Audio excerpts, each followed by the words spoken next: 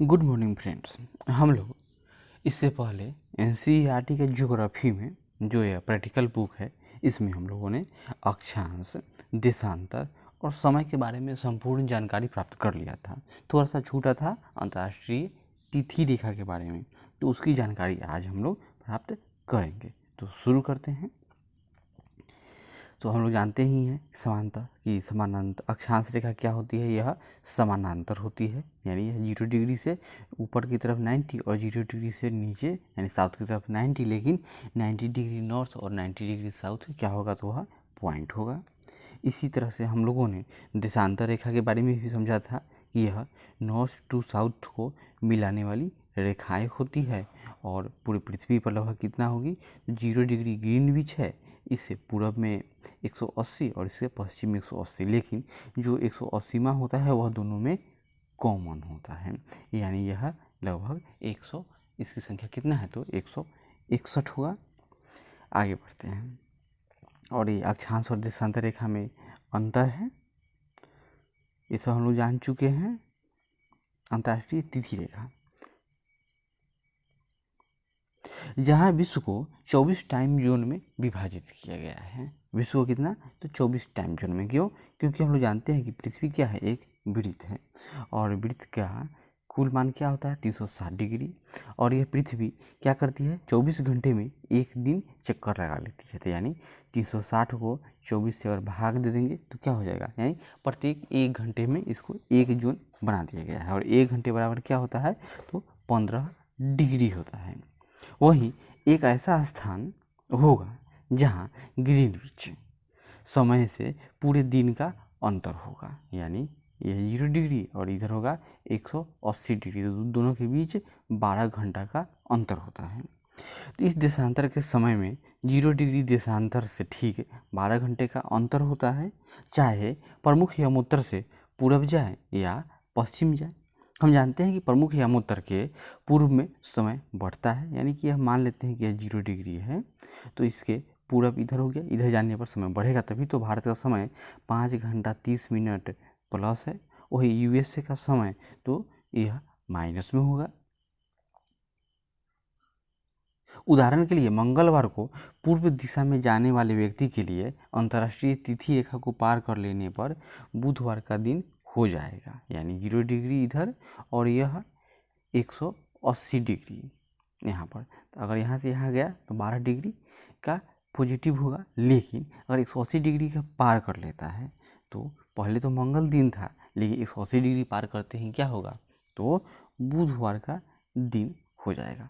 तो पश्चिम दिशा में जाने वाले दूसरे व्यक्ति के लिए यहाँ देखिए, तो प्रमुख यमोत्तर के पूर्व में समय बढ़ता है तथा पश्चिम में इसके लिए घटता है। इसलिए जब कोई व्यक्ति प्रमुख यमोत्तर से पूरब दिशा में की ओर जाता है, यानी 180 डिग्री से अगर कोई पूरब में जाता है तो वहाँ का समय 0 डिग्री देशांतर से 12 घंटे कम होगा।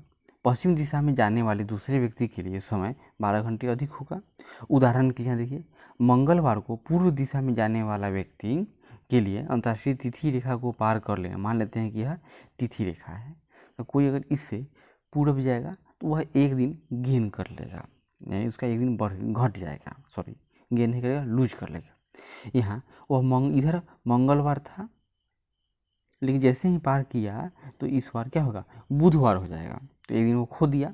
इसी पर उसी दिन अपनी यात्रा शुरू करने वाले लेकिन पश्चिम दिशा में जाने वाले व्यक्ति के लिए अंतर्राष्ट्रीय तिथि रेखा पार कर लेने के बाद सोमवार का दिन हो जाएगा, यानी पश्चिम की तरफ जाइएगा तो एक दिन आपको गेन कर लीजिएगा। तो वही तो कहा जाता है कि अगर एक व्यक्ति 2 दिन 1 जनवरी का आनंद ले सकता है, पहले वह रसिया में रूस में ले ले और फिर जब 1 जनवरी यहाँ बीत जाए तो वह पश्चिम में चला जाए, यानी अमेरिका, और अमेरिका के अलास्का में 1 जनवरी मना ले।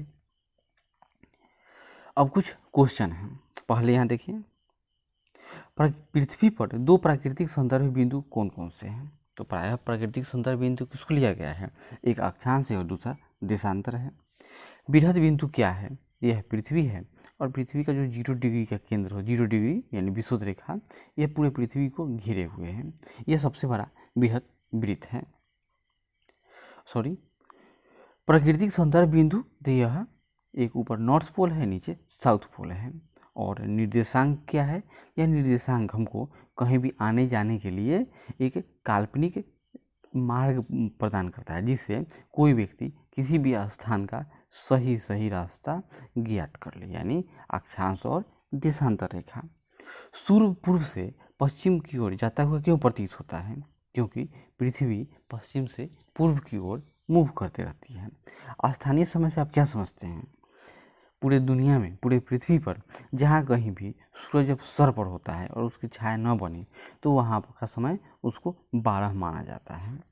और स्थानीय समय तो वह जो 0 डिग्री ग्रीनविच है वह पूरे दुनिया के लिए क्या होगा? तो स्टैंडर्ड टाइम है। लेकिन उसी को आधार मानकर प्रत्येक देश अपना अपना समय निर्धारित करते हैं। जैसे भारत के लिए 82.5 डिग्री पूर्वी देशांतर रेखा को मानक समय माना गया है। तो यह भारत, इससे जो निर्धारित होने वाला समय है वह भारत का स्टैंडर्ड टाइम है। लेकिन वहीं भारत के अलग अलग क्षेत्रों में, जैसे गुजरात में इस क्षेत्र से लगभग 1 घंटा समय पीछे होगा और अरुणाचल प्रदेश में इससे 1 घंटा समय आगे होगा, तो वह वहाँ का स्थानीय समय है। अक्षांशों एवं देशांतरों के बीच अंतर स्पष्ट करें। यहाँ देख लीजिए, यह अक्षांश और देशांतर रेखाओं के बीच अंतर है। अक्षांश विषुववृत्त के उत्तर या दक्षिण में स्थित किसी बिंदु की कोणीय दूरी है, जिसे डिग्री में मापा जाता है। यानी अगर यह 0 डिग्री है, इसके ऊपर 1 डिग्री, 2 डिग्री, 3 डिग्री, इसी तरह नीचे जाते चाहिए 90 डिग्री तक। तो 90 डिग्री तो पॉइंट है, तो वह रेखा नहीं है, वह अक्षांश बिंदु है। लेकिन यह समानांतर, तो यही अक्षांश रेखा है। दूसरा, देशांतर। तो देशांतर क्या होगा? ये इस तरह से 180 डिग्री का होता है। तो देशांतर विषुवत रेखा के साथ बनी वह कोणीय दूरी है जिसे डिग्री में मापा जाता है। इसे ग्रीनविच के पूर्व या पश्चिम में 0 से 180 डिग्री तक मापा गया है। फिर अक्षांश, सभी अक्षांश वृत्त विषुवत वृत्त के समानांतर होते हैं। 0 डिग्री है, इसी के सब समानांतर होगा। और देशांतर के सभी यमोत्तर ध्रुवों पर आकर मिल जाते हैं, जबकि देशांतर में क्या होगा? सब नॉर्थ या साउथ पर जाकर मिल जाएंगे, एक जगह एक पॉइंट पर मिल जाते हैं। लेकिन अक्षांश कहीं पॉइंट पर नहीं मिलता है। ग्लोब पर अक्षांश समानांतर वृत्त के समान प्रतीत होते हैं और सभी यमोत्तर यानी देशांतर वृत्त के समान प्रतीत होते हैं जो ध्रुवों से मिलते हैं। यानी 2 यमोत्तर रेखा को मिला दीजिए तो पूर्ण वृत्त का निर्माण करेगा और सब बराबर होते हैं। 2 अक्षांशों के बीच की दूरी लगभग 111 किलोमीटर होती है। कितना? 111 किलोमीटर। और यामोत्तरों के बीच की दूरी विषुवत रेखा पर अधिक, यानी इस तरह से न हो, देखिए, यानी सब क्या है? तो सब विषुवत रेखा पर यहाँ पर एक पॉइंट पर मिल जा रहा है। तो यही कारण है कि विषुवत रेखा पर देशांतर यानी कि यामोत्तर रेखाओं के बीच में 111.3 किलोमीटर की दूरी, जबकि ध्रुव पर यह 0 किलोमीटर यानी एक पॉइंट पर खत्म हो जाती है। और मध्य में अर्थात 45 डिग्री अक्षांश पर यह 79 किलोमीटर इन दोनों के बीच में डिफरेंस होता है। 0 डिग्री अक्षांश को विषुवत वृत्त और 90 डिग्री को ध्रुव कहा जाता है। यही बात है कि टोटल कितना हो गया? 181 यानी 90 north and 90 south minus plus 0 degree, तो प्लस 1, तो 181 पूरे अक्षांश रेखाएं हैं। लेकिन जो इसमें 2 है, नॉर्थ एंड साउथ है, ये दोनों पॉइंट हैं। यही कारण है कि जो पूछा जाएगा कि अक्षांश वृत्त कितना है, तो 179 और 2 तो पॉइंट हो जाते हैं। देशांतर तो यह 180 होते हैं, 360 हैं, जो प्रमुख यामोत्तर से पूर्व एवं पश्चिम दोनों ओर 180 में बटे हुए हैं।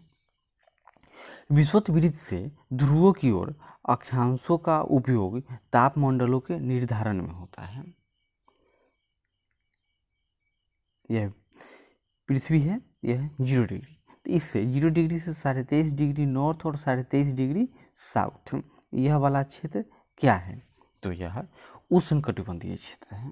फिर 23.5 डिग्री से 66.5 डिग्री नॉर्थ यहाँ तक, यह इलाका, इसको कलर चेंज करें, यह और यहाँ पर यह, यानी 66.5 डिग्री नॉर्थ और 66.5 डिग्री साउथ का इलाका। तो यह क्या है, यह शीतोष्ण कटिबंध यानी टेम्परेट।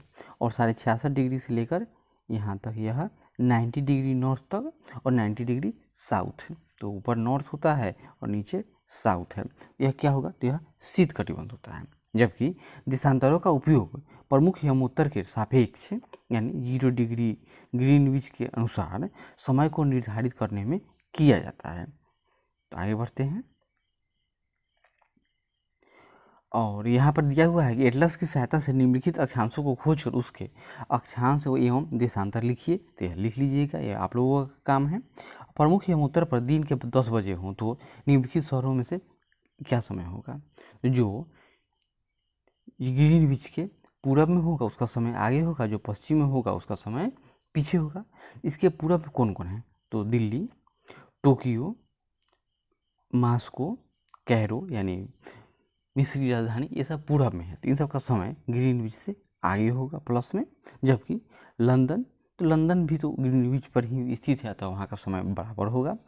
लेकिन पेरिस का समय, तो पेरिस का समय भी पॉजिटिव है, सब का सब यह ईस्टर्न सिटी ही है। और दिल्ली तो यह लगभग 5 घंटे आगे है। अगले बार हम लोग मिलेंगे तो मानचित्र प्रक्षेप के बारे में जानकारी प्राप्त करेंगे, यानी अध्याय 4 में। तब तक आशा करते हैं कि यह प्रयास अच्छा लगे। जरूर लाइक करें, शेयर करें, कमेंट करें और सब्सक्राइब करें। धन्यवाद।